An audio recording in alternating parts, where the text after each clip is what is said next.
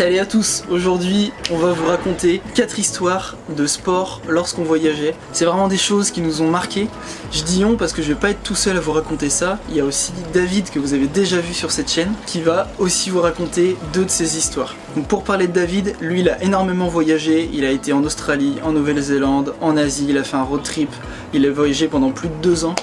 Et donc il a vraiment plein de choses à raconter sur ce sujet là. Mais d'abord c'est moi qui vais vous raconter mes 2 premières histoires parce que je vis actuellement à La Réunion et c'est une île où on fait énormément de sport. Que ce soit la randonnée, le trail, la plongée, le volley, le surf, on fait plein de sports. Ils ont même un truc ici, c'est qu'ils font du tennis sur la plage et les mecs ils font ça, ils posent un terrain sur la plage et il y en a plein qui font ça. Bon bref, rien à voir, je m'égare. Moi la première histoire que je vais avoir à vous raconter, donc moi je surfe et du coup quand je suis arrivé ici je me suis dit ok c'est une île de surf, il faut que je surfe. Et en fait je me suis rendu compte que j'arrivais à trouver aucune information pour savoir comment surfer, où surfer, etc. J'avais pas de planche donc je voulais louer des planches. Mais en fait avec la crise des requins, l'eau est interdite à tout le monde, donc on n'a pas le droit de se baigner, on n'a pas le droit de surfer. Et du coup on peut pas louer de planches, il n'y a pas des magasins qui existent partout pour louer des planches. Ce qui fait que c'est assez compliqué de se mettre à l'eau.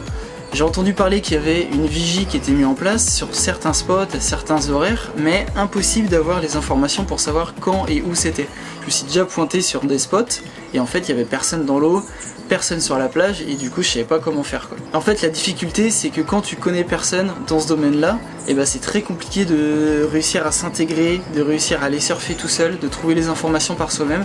Il faut absolument se faire aider par quelqu'un. Et donc j'ai pris la décision d'aller acheter une planche, donc je me suis mis sur des groupes Facebook et j'ai contacté un mec et j'ai pu aller acheter une planche et au final on a grave sympathisé avec ce mec là. Il m'a expliqué plein de choses sur comment faire pour aller surfer ici à La Réunion, s'il y avait le droit d'y aller, à quel moment, etc. Enfin toutes les consignes. Et donc on a même pu partager une session de surf ensemble et c'était trop cool.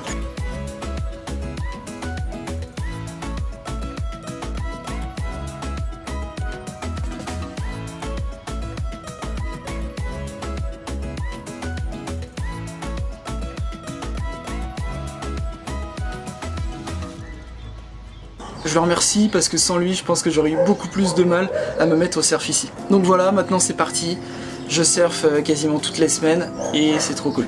Ah mais d'ailleurs j'ai oublié de vous dire, c'est cette planche là que j'ai achetée, regardez ça.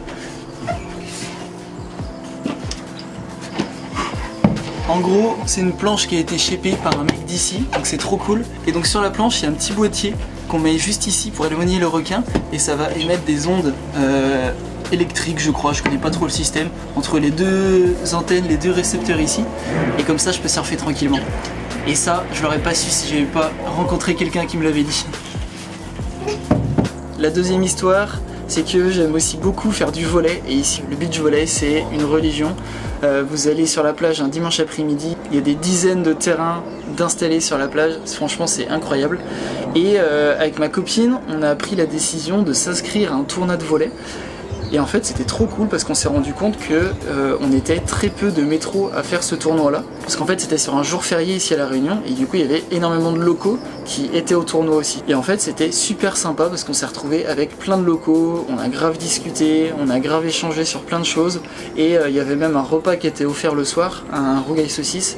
Donc on a pu partager un moment avec eux et c'était franchement incroyable. Si on n'avait pas fait ce tournoi je pense qu'on n'aurait pas du tout vécu cette expérience là d'être qu'avec des locaux. Donc franchement c'était super. Merci le sport de nous apporter ces opportunités pour découvrir, voyager et profiter pleinement de l'environnement et de la culture locale.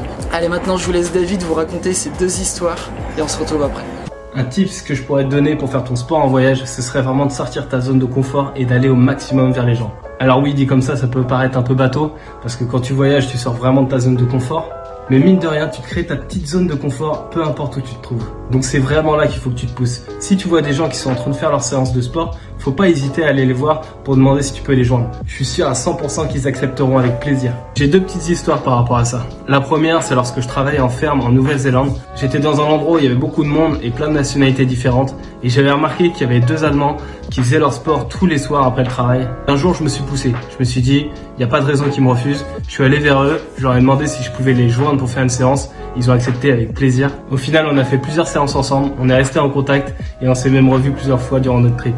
La deuxième histoire, c'est lorsque j'étais en Indonésie. Mon cousin m'avait rejoint pour faire un bout de trip ensemble. Et un jour, lorsqu'on est arrivé dans une auberge d'un petit village, le fils du propriétaire de l'auberge, il avait 15-16 ans à ce moment-là, est venu nous voir avec un ballon et nous a demandé si on voulait faire un match de foot avec ses potes. Du coup, on n'a pas hésité une seule seconde, on a pris nos maillots et on l'a suivi.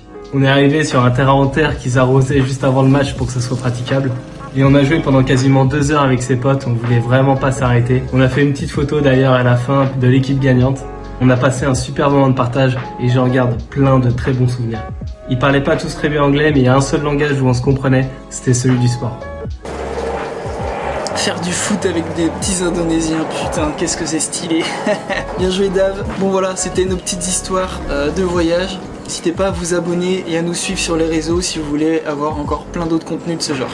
Allez, à plus.